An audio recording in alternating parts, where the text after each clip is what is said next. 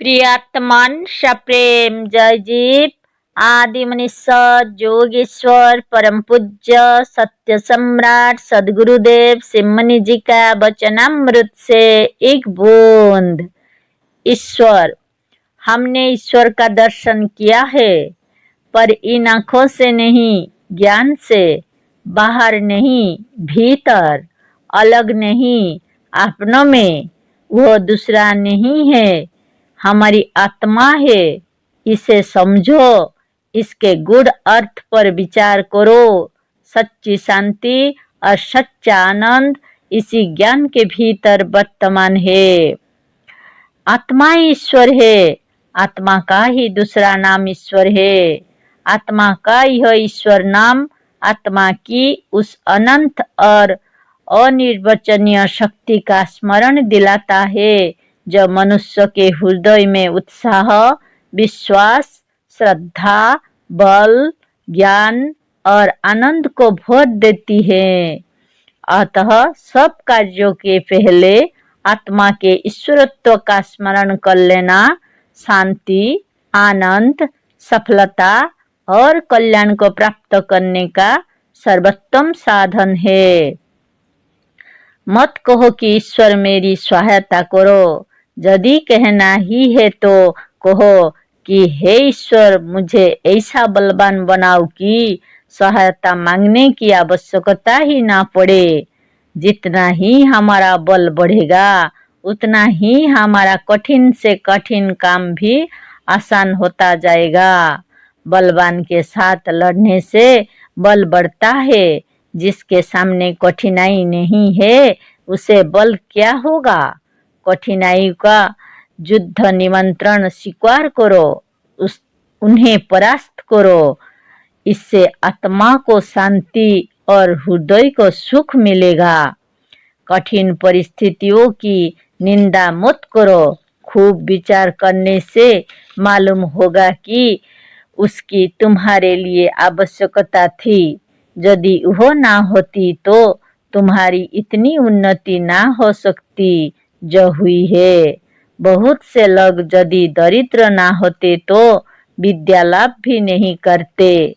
आत्मस्वरूप ईश्वर ने व्यर्थ, दूषित, अनावश्यक पदार्थों या परिस्थितियों को नहीं बनाया है।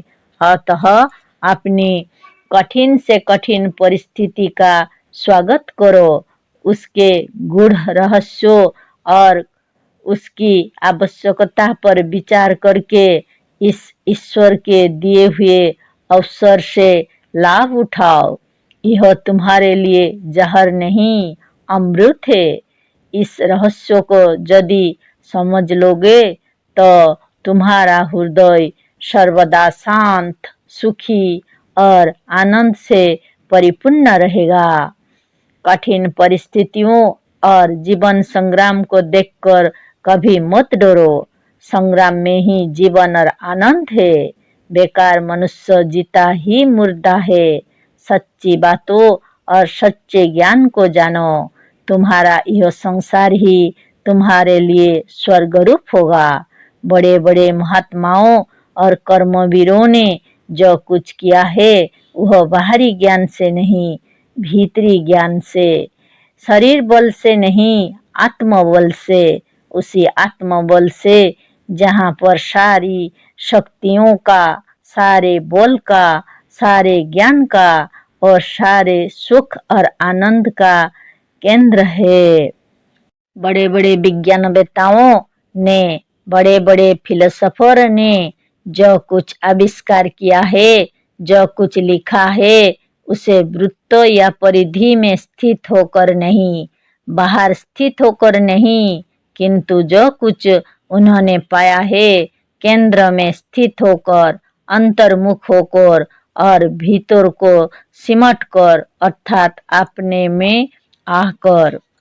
ईश्वर से अपनी परिस्थितियों और कर्म को सरल करने के लिए मत कहो। इसकी इच्छा मत करो कि तुम्हारे कर्तव्य कर्म सरल हो जाए। इससे अच्छा तो यह है कि तुम शक्तिमान होने की इच्छा करो।